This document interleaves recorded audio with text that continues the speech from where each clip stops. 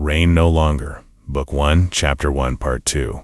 By Layla Nalapolia. Okay, he mumbled. I'm finally getting up. What do you want to get her to eat? Ashley clapped her hands together and smiled as she watched her friend get up and dust off his clothes. Well, what do you think we should get for our little one? She asked. Her question seemed innocent enough, but after those words slipped past pink lips, her originally sweet smile became that of a mockful smirk. Seth scowled at her, his mouth a thin line. You know I don't like that title, Ash. Fine, she giggled. What do you want to get for Lily to eat? She corrected herself. Seth shrugged. Whatever you want, an easy answer. Ashley hummed and turned her back to start her walk. Hands behind her back, she side-eyed at him. Fair enough. Should we get her new clothes too? He answered with a shrug. Sure, she is still growing after all. He paused. Head tilted, he came to realize we really are her parents. Ashley hummed again, but didn't comment. A comfortable silence fell between the two as they made their trek, but as it prolonged, Seth's soft smile faded into that of a confused frown. All steps paused. He also noted that Ashley was shy a few steps back from where he stood.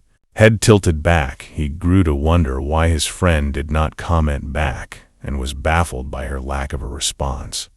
Graced by an odd sight, worry had filled Seth upon the realization that Ashley was frozen, her arms hugged around herself. Her warm brown eyes were shrouded by her overgrown bangs and nearly impossible to see. This made it nearly impossible to gauge her emotional state of mind. Seth made his way close to her, head bowed as he tried to meet her face. Ashley, he asked, that worry seeping into his voice. He was anxious over the possibilities. Was she hurt? Did she get sick? He felt the panic growing when he realized it was all a farce. Her stiffness showed to be a mask. Her attempt to hide the slight trembles her body created as the soft sound of her giggles erupted. His very minuscule worry now dropped into annoyance. Ashley grinned. Of course she is, darling. What else would she be? She joked, placing emphasis on the darling. Seth's brows furrowed, his cheeks set ablaze. With swift action, he turned his back to her and briskly walked away. Whatever, came his sour hiss. Let's just get going. More laughter had erupted from Ashley. The light sound burrowed deep with his heated ears. Eventually, the laughter did die down, and the girl silently skipped by his side. No more words to share or exchange as they silently made their way down the hill's path and toward the main hub of the bunker. The walkways here were very different from the hills they came from. Every step was almost paved with metal coating, glistening as they walked across, the tinks of their footsteps loud. Ashley's previously frolic-like walk had become guarded and alert. She moved closer to Seth. Hey, ... something doesn't feel right, she whispered. Seth glanced back, noting that at some point of their walk, she had picked up a long and pointed metal scrap. That was good enough to be a pole. She looked ready for a fight. Worry acknowledged. Seth searched for whatever had her wound up, but nothing seemed to be out of the ordinary. The roads were mostly abandoned, with only a few stragglers here and there. They too were probably here to gather resources while the day was young, because once the afternoon came, the problematic inhabitants would wake and the city would become a war zone. Only the wise knew to follow the rule of avoidance, and that was to stay far from this place or the open streets between the hours of the horde.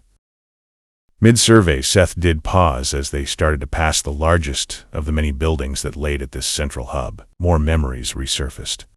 That building, it was what used to be the school that the droids upkept and ran, but now it was the home ground for the youth that currently ran this whole bunker.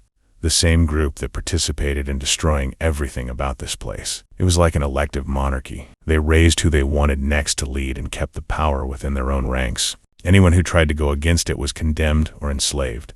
Fortunately, the head this time around was not nearly as complacent or terrible as the last. He was aggravating and still allowed the bullying and violence, but he at least limited how far they could go. Chunks of metal caught Seth's gaze, making him pause to kick a few stray pieces away. They littered the streets endlessly, these robot corpses. With them gone, nothing was here to upkeep or maintain this place, and it showed. The poor rust buckets were nothing more than the bunker kids' toys. This was the aftermath two specific individuals had initiated on their final days here, their last act of defiance.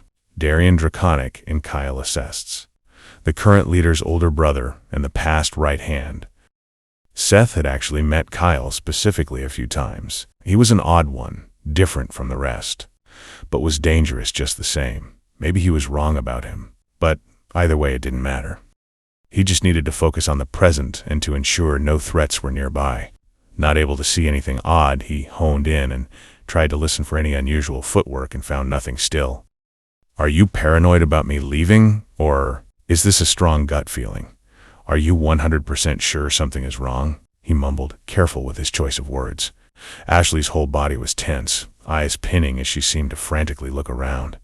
I'm sure something is wrong, she bit out before she fed Seth a glare.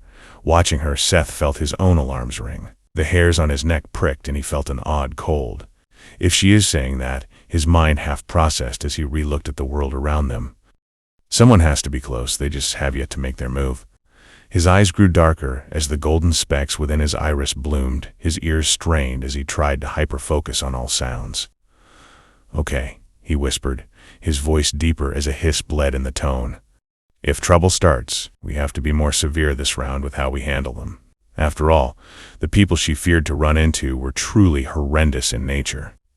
Seth scowled just thinking about all the fights he had been in through his life, all in the sake of protecting Ashley, or others, the situations he had been in. And his past choices, he felt an odd ping in his head as a fuzzy memory tried to surface when Ashley tumbled forward, the semi-blonde toppling into his back. Seth turned to look down at her. He watched as his friend's expression turned fearful. Seth, I really don't want to deal with that today, if we can help it. Seth blinked, then started to smile a bit. How are you going to manage when I'm gone, Ash? Ow, he was cut short by a sharp elbow to his ribs. Oh yes, she started with an airy and humorless laugh. What would I ever do without my poor, useless, and very lazy childhood friend? I'd bet you're going to miss me out there. Part 3 posted next.